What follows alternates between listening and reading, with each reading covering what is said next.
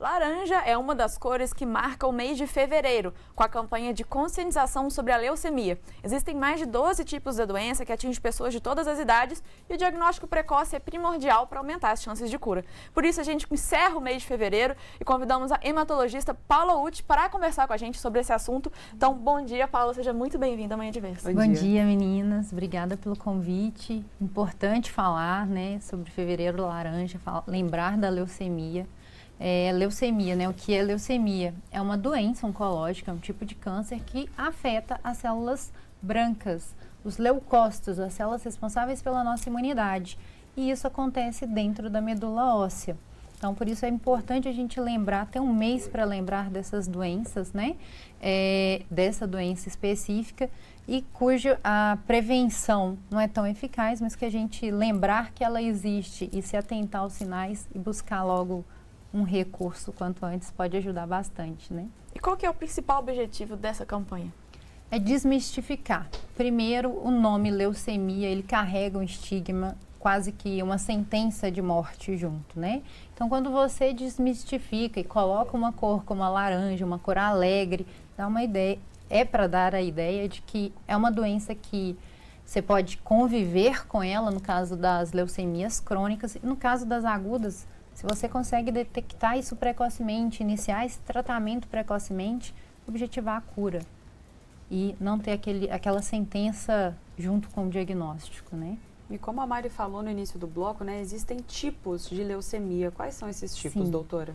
Existem vários tipos da leucemia. Hoje a gente divide basicamente em 4 tipos. 2, em relação à cronologia da doença. Se ela surge abruptamente, de uma forma grave, logo no início, a gente chama ela de leucemia aguda. E se ela é uma leucemia que, de repente, você só encontrou uma alteração laboratorial, sem nenhum sintoma, e é algo que persiste ao longo do tempo, é uma leucemia crônica.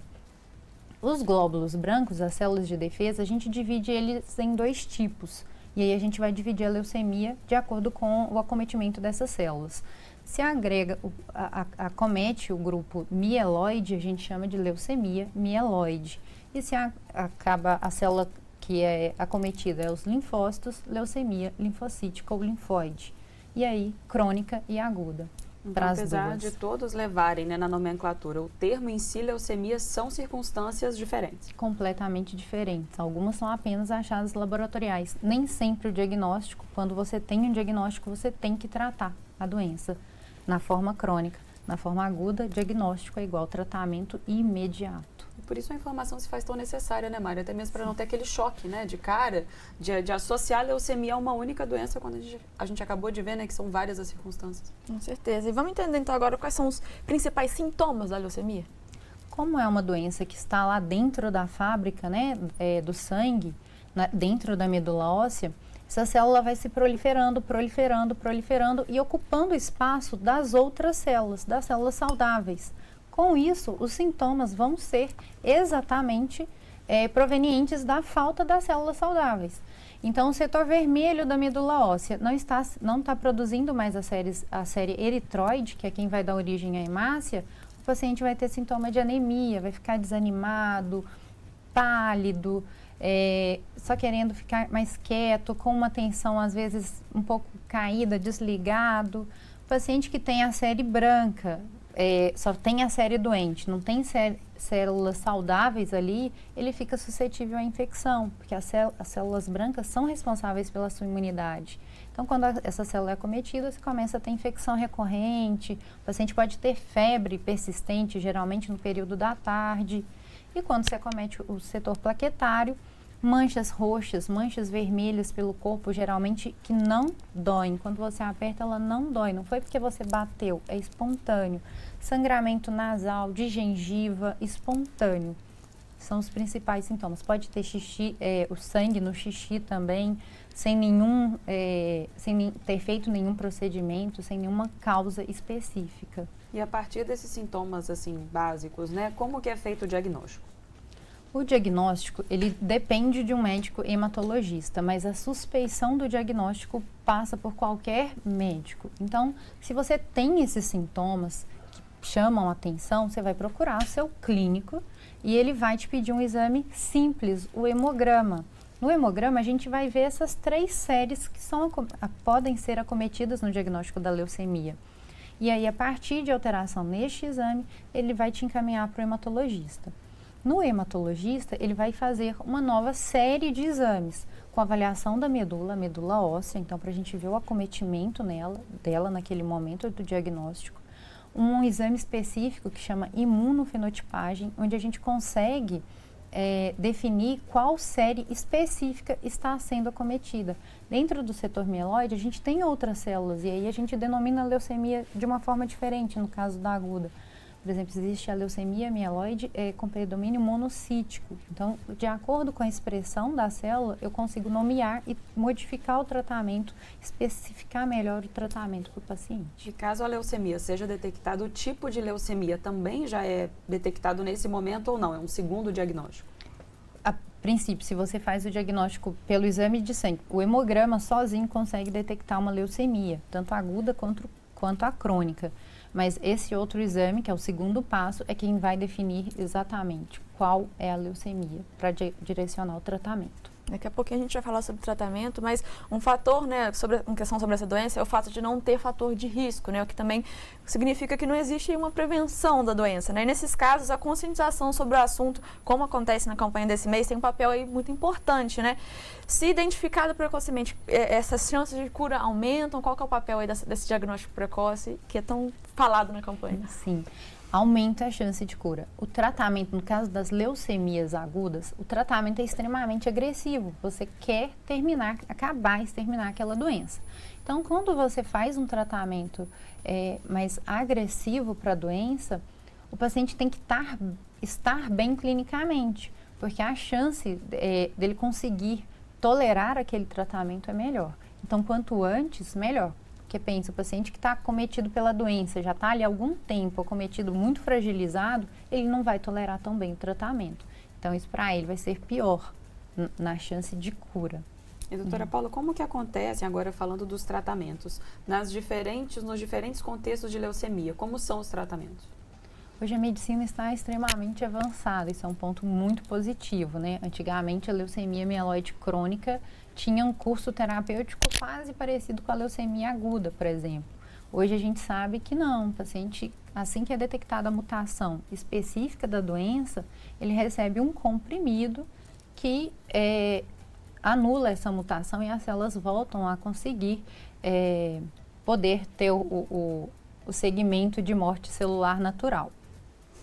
Então, a gente tem terapias-alvos como este, que é um comprimido, tem imunoterapia, que é uma medicação venosa, única, exclusiva para uma doença específica, e a quimioterapia, que ainda é o nosso principal carro-chefe no tratamento na primeira fase.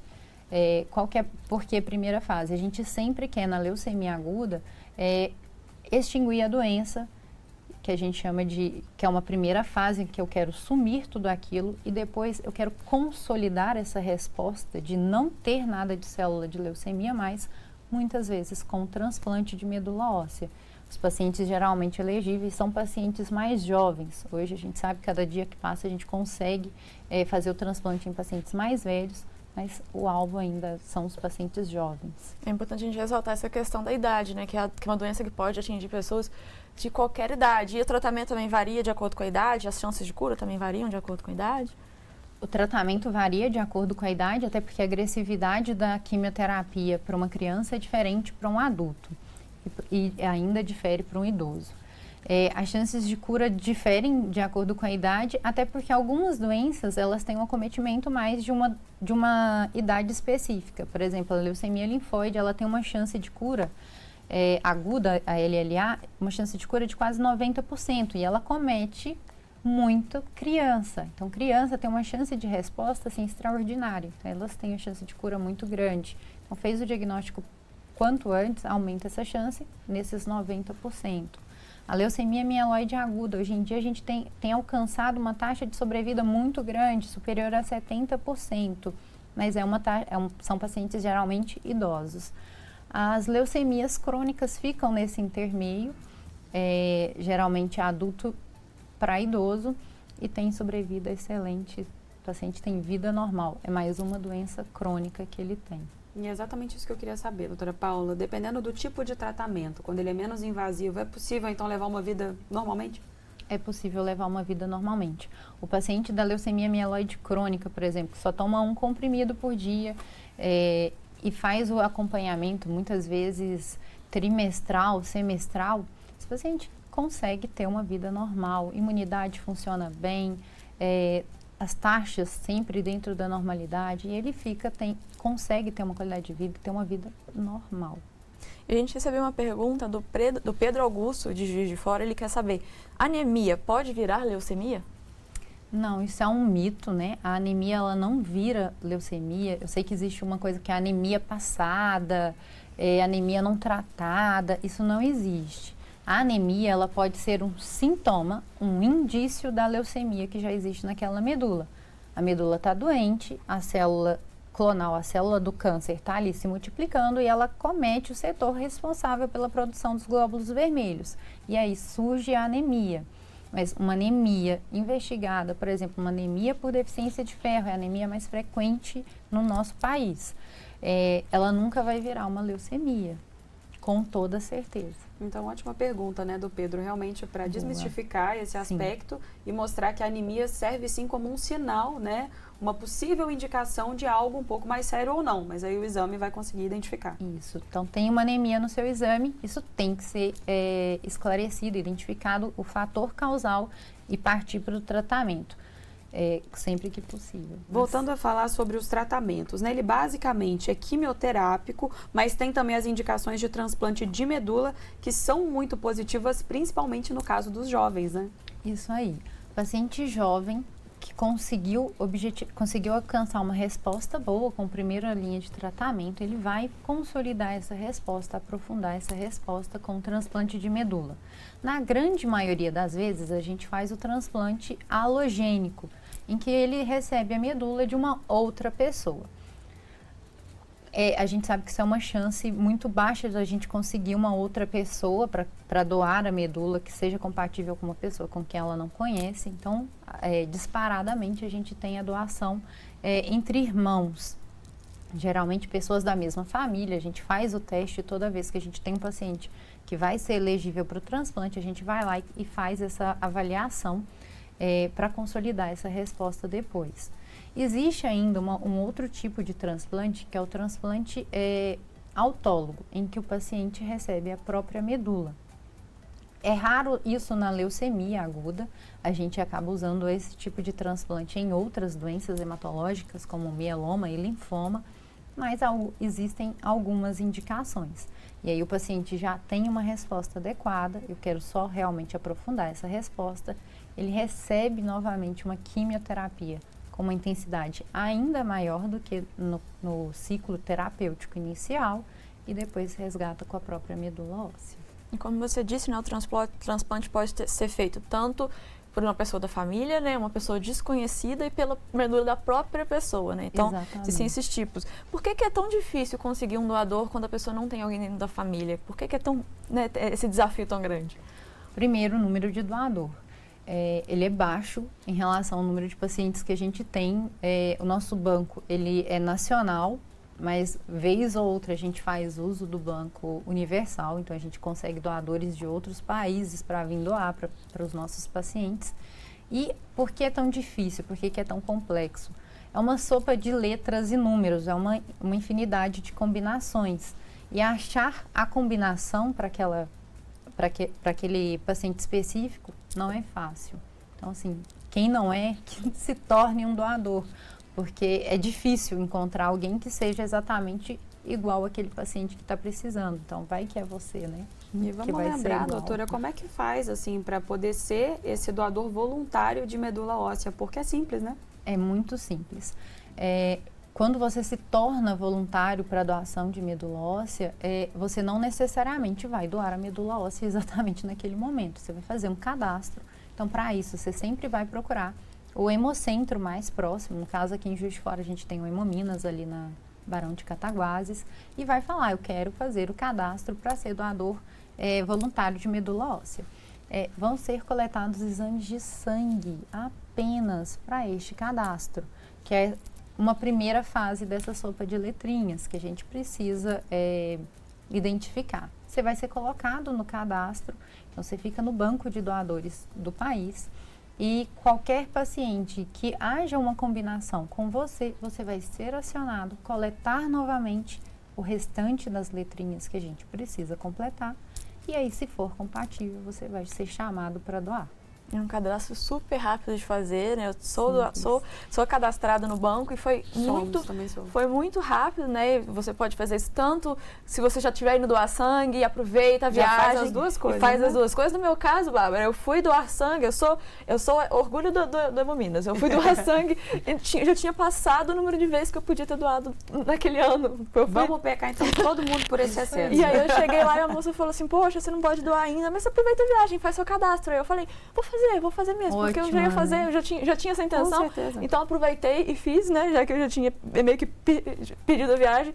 Mas para quem está indo doar sangue, aproveita e faz, né, o cadastro, aproveita, né, doe sangue também, que é muito importante. E quem também não vai doar, é porque pessoas que não podem doar sangue podem se cadastrar no banco de medula óssea, né? Então é muito importante isso, porque muita gente acha que porque não pode doar sangue, também não pode ser doador de medula e não é verdade. Então, faça uma visita ao Hemocentro, né? Com certeza, faça uma visita, faça o cadastro e faz isso que você falou. Aproveita a viagem e doa sangue, porque os estoques estão sempre muito baixos, né?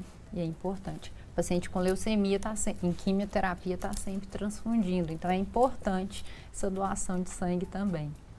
Isso aí. E quem está acompanhando o nosso bate-papo é a Marileia Marques pelo YouTube, mandou bom dia para você também. Marileia, obrigada pelo carinho de estar acompanhando o nosso programa. E a Denise de BH, doutora, ela perguntou, a alimentação interfere no risco da leucemia? A gente até falou sobre não existirem esses fatores de risco, né? Mas de qualquer forma, o que a gente pode falar para a Denise dessa associação em relação à alimentação e à doença? Então, Denise, o que é importante? Uma alimentação saudável, ela vai te proteger de várias doenças. Quanto menos doenças você tiver, quanto menos comorbidade você tiver para tratar uma leucemia, melhor. Seu corpo vai conseguir reagir àquilo melhor. Então, uma alimentação saudável, ela faz parte para uma boa saúde. Então, siga sempre uma alimentação saudável. A gente sempre pede paciente que tem leucemia, eu sempre pego muito nos pés dos meus pacientes, quem faz quimioterapia em geral, eu peço para comer sempre muito bem, evitar frituras, tudo que faz mal, que a gente já bate sempre na tecla, que aumenta risco para uma outra doença, a gente não quer que você some outra doença ali para você, neste intercurso. Com certeza, muito importante. A outra pergunta que a gente recebeu aqui é da Rosimelo de Contagem, e ela perguntou o seguinte, apenas quem tem contato com produtos químicos tem leucemia? Não é todo mundo. Essa é uma pergunta importante. A gente sabe que não tem um fator de risco específico. Tem pessoas que têm contato com agrotóxico, com derivados de petróleo, essas pessoas têm um risco aumentado. Ela tem uma chance de ter, mas genética, se não for para a vez dela de ter, ela não vai ter. Uma pessoa que nunca teve contato pode ter. Paciente que já fez quimioterapia para uma outra doença, aumenta risco. Paciente que já fez radioterapia para uma outra doença, aumenta risco de leucemia também. Doutora, de acordo com os dados do Instituto Nacional de Câncer, no período de 2020 a 2022, a previsão no Brasil é de mais de 10 mil casos de leucemia. Qual leitura você faz desse cenário? Primeiro, a gente está vivendo uma endemia, né, de doenças oncológicas em geral. Então, acaba que as doenças oncohematológicas entram no grupo. Então, assim, qual que é a importância? Detectar isso precocemente.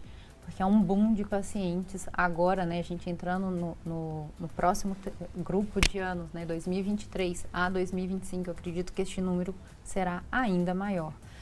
E a gente tem uma escassez, muitas vezes, aqui em Juiz de Fora a gente sofre escassez, muitas vezes, de setores para tratar esses pacientes. Então, é importante identificar precocemente, ter noção desses sintomas, procurar ajuda o quanto antes, para iniciar o tratamento quanto antes, para você sair deste grupo quanto antes. Né? De acordo com os dados que a Bárbara falou, né, seriam 5.920 casos em homens, 4.890 casos em mulheres. E aí a gente queria saber, né, existe uma chance maior dos homens serem vítimas da doença? ou não existe um perfil mais suscetível? E eu queria, inclusive, casar isso com uma pergunta da Adriana de Sorocaba, que pergunta se criança é mais suscetível à leucemia, se existe alguma relação. Então, existe um perfil mais suscetível? Vamos lá. Na leucemia linfocítica aguda, é uma doença que ela tem um predomínio muito grande em crianças. Então, sim, a criança tem um risco aumentado para essa doença. Mas também é aquela que vai ter a chance de cura de quase 100%. 90% das crianças iniciam tratamento e tem chance de cura. Em relação ao sexo masculino e feminino, quando a gente pensa em manipulação de derivados do petróleo, de benzeno, de agrotóxicos, a gente ainda vê muito homem nessas funções, então acaba tendo um risco um pouco aumentado. Mas na prática, isso é quase que pouco perceptível. Por exemplo, hoje eu tenho 5 pacientes em tratamento de leucemia aguda, um é homem. Então, assim, na prática, isso dilui de uma forma que você não perceba a predominância do sexo de um sobre o outro. Doutora Paula, ainda existe muita resistência do público nessa busca por esse amparo profissional, de às vezes conseguir identificar esses sinais e falar, eu vou esperar, eu vou deixar passar, ou faz aquela solução caseira, né? Porque o meu vizinho sentiu algo parecido, fez isso e melhorou. Essa resistência prejudica muito no tratamento que pode ter um desfecho de muito sucesso? Isso atrapalha. Muitas vezes aquele sintoma inicial ali está tendo febre quase todo dia, no finalzinho do dia, está tendo muito suor, está emagrecendo, aquele paciente está ficando mais desanimado e ele começa a achar soluções caseiras. Porque fulano teve isso e tomou aquilo, deu certo. Ele começa e aí ele vai atrasando o diagnóstico. A maior parte dos pacientes, quando tem o diagnóstico, não atrasam o tratamento. O problema é até chegar no diagnóstico. Eles querem dar um jeito e vão procurando outras saídas. Muito por isso, as pessoas têm medo do nome da doença. Então, o Fevereiro Laranja quer desmistificar. Vamos lá, gente, vamos procurar o quanto antes, porque tem tratamento, tem cura. Isso aí, diagnóstico precoce é chave, né? E pra gente encerrar esse nosso bate-papo, qual alerta aí que você deixa pro pessoal de casa, pro nosso público, com relação à leucemia e também sobre a importância de se tornar doador de medula óssea? Então, vamos lá, pessoal.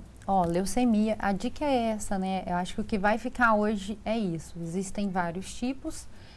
Pode ser um tratamento simples ou pode ser um tratamento mais moroso, mais demorado, mas com o objetivo da palavra cura. Então, não deixa de procurar. Se você tem alguns desses sintomas, né? Está muito prostrado, desanimado, tem febre, está emagrecendo, não tem um motivo aparente, procura o seu médico, que ele vai te pedir um exame simples e dar seguimento e investigação nisso.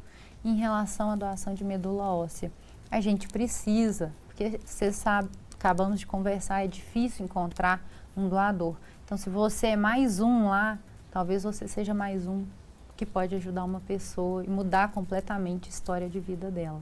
Obrigada, viu, doutora Paula Ucci, hematologista, que está aqui trazendo a gente, trazendo várias informações, vários lembretes, inclusive, de que a fuga não é solução, né, e que a informação é realmente o caminho de um desfecho de sucesso e de saúde, né, que é o que a gente torce. Com certeza. Obrigada, viu? Obrigada, meninas. Obrigada a todo mundo aí de casa e vamos buscar pelo diagnóstico precoce, mudar isso. Sim, muito obrigada.